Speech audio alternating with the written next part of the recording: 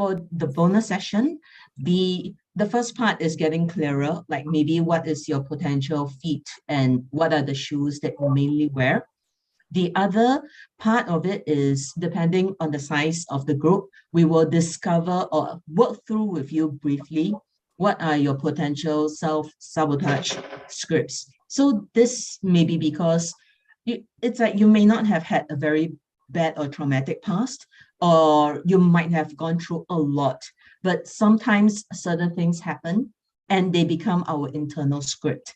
And when we work through with you for this internal script, probably the one that is most affecting you at this phase of your life, then you will you will actually see that there are certain things that you have believed that maybe it might not even be biblical, it might not even be helpful, or it might have been a response when you were, let's say, 5 years old, and it no longer works for you. But it is making you, example, emotional overeat, or maybe when someone says something like, if someone says like, they question your integrity and you go booms.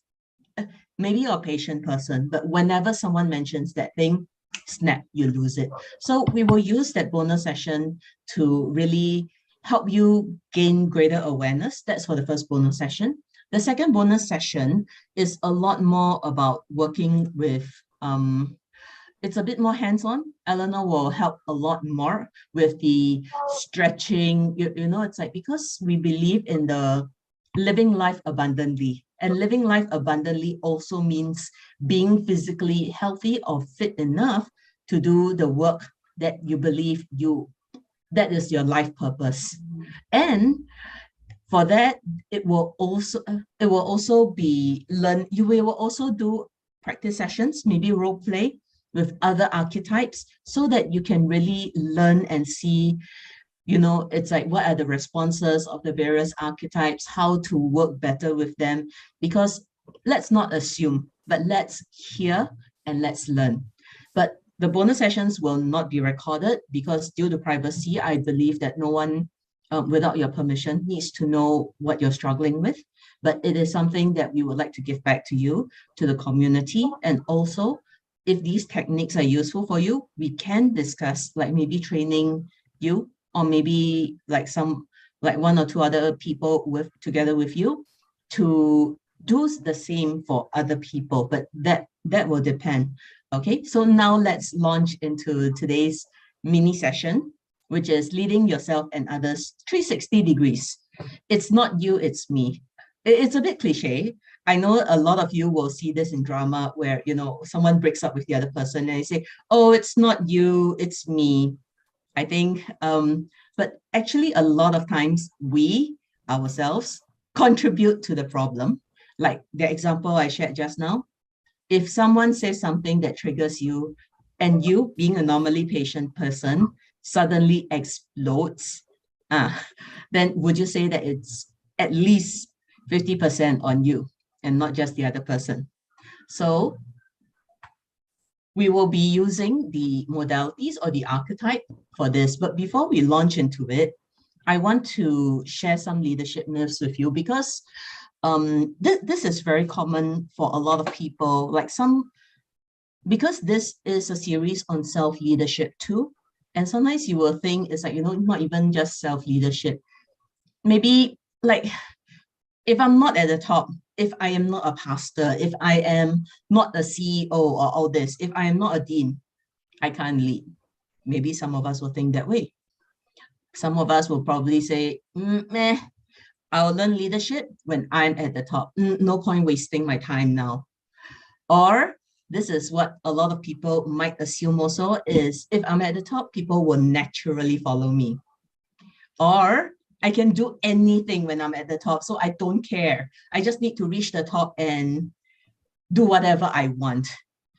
Or some of you might even think that if I cannot get to the top, then I won't even try leading. Like what's the point? Like, there are better things to do with life, isn't it? Well, I would like to share with you something called Leadership 360. And this comes from John Maxwell. If you have access to his books, you can have a read, or some of you might be familiar with it. It is actually leading up, leading across, and leading downwards. And in all of life, all of us actually have to lead upwards, sideways, and downwards. So what are the examples? Leading upwards, you will always have people above you in authority, be it governmental authority, be it your bosses, your managers, be it even God. So, okay, for God, leading upwards, that one is a lot more about how you honor and respect that relationship. But for leading upwards, for those who have been in working environments or even in churches, when you lead upwards, you have to know sometimes how to handle pastors. You need to know how to handle, let's say, the government officials. This is leading upwards. Leading across means your peers, those who are on the same level as you. How you lead them is a bit different from how you lead upwards.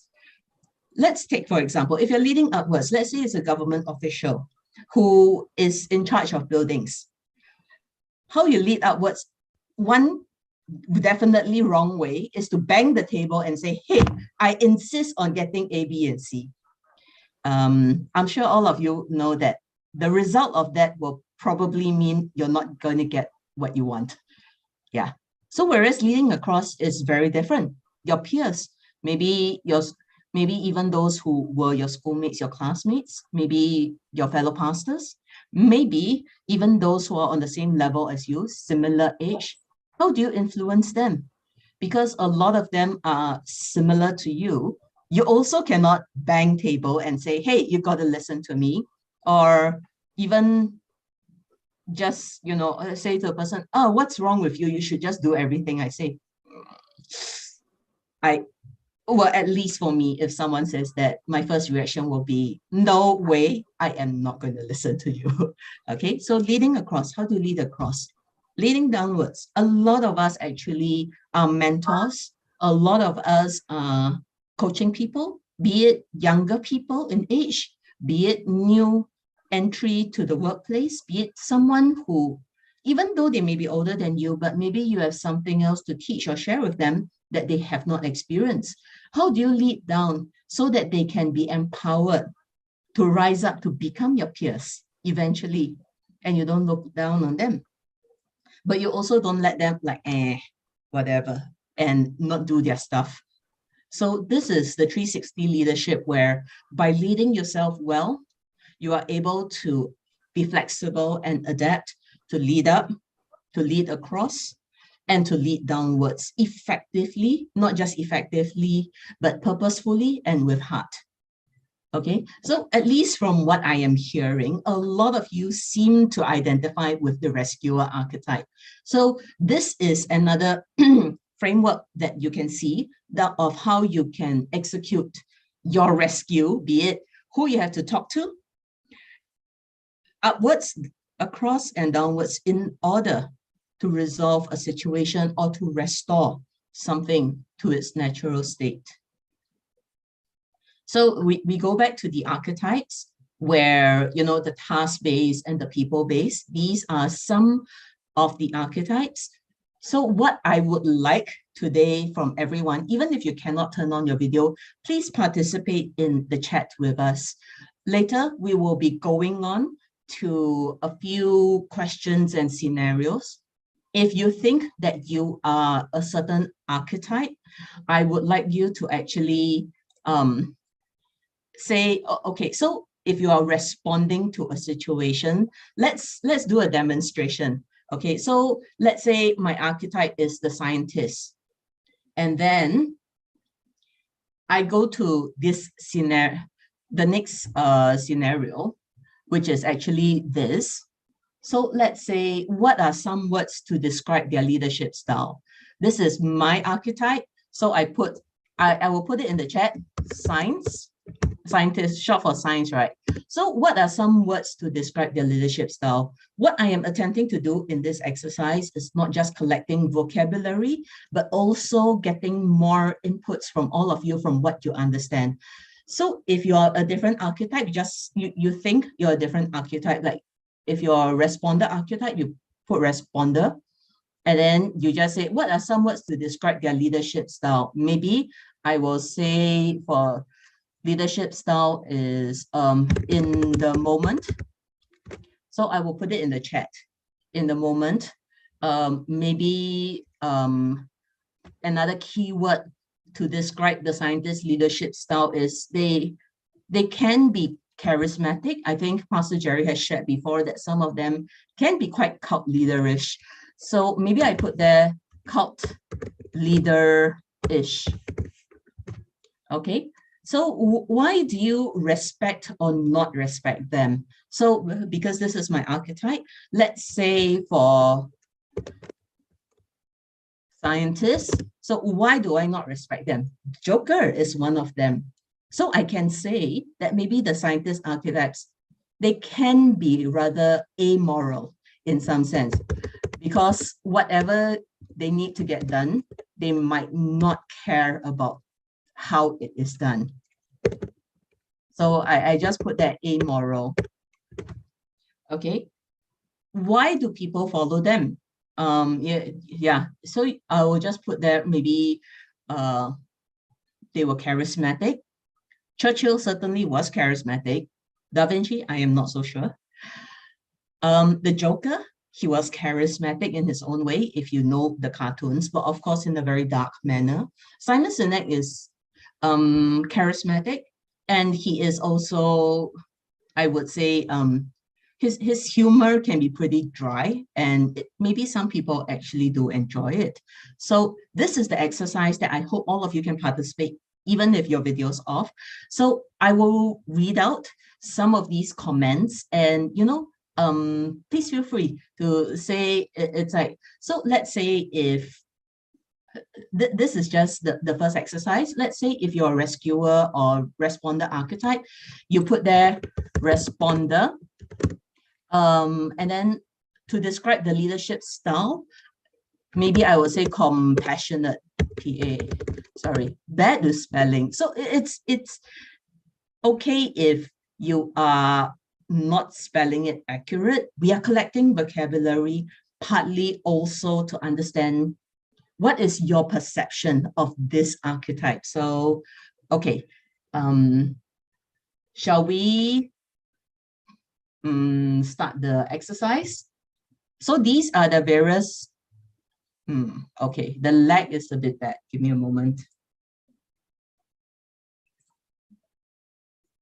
Okay, so these are the archetypes. These are the names that we are using. So please participate in the chat with us. Like you just say, you just put in front what is your main archetype. And then when we ask the questions, yeah, then please type it in the chat so that, yeah, please respond. If you have anything you're unsure, also let us know. So shall we start? So for the scientists, yep. Okay. So Pastor Jerry says that, some of there are many TED talkers and broadcasters who are the scientist archetype. I have seen some of them. They said somehow the things that they say can be very compelling, even though the content may not be the most enlightening, let's just say. Anyone has anything to share? Like, what are some words to describe their leadership style? Jacqueline says enable. Like, Jacqueline, do you want to quickly unmute yourself and say why enable?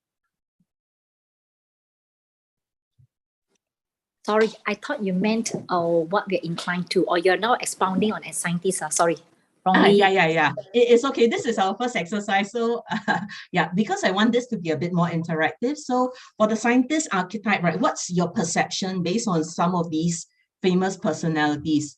Gary, you say that they are autocratic, maybe a bit dictator. Am I correct? Still learning, not familiar. Sorry. Yeah, no, it's okay. It's a learning session for all of us based on, like, it's a bit like finding the similarities in this exercise, like what we sometimes do with the kids. So I understand that maybe you may not be very, Jess, we are doing the scientist now. So what are your thoughts about the scientist kind of leadership styles based on the people that we use as examples?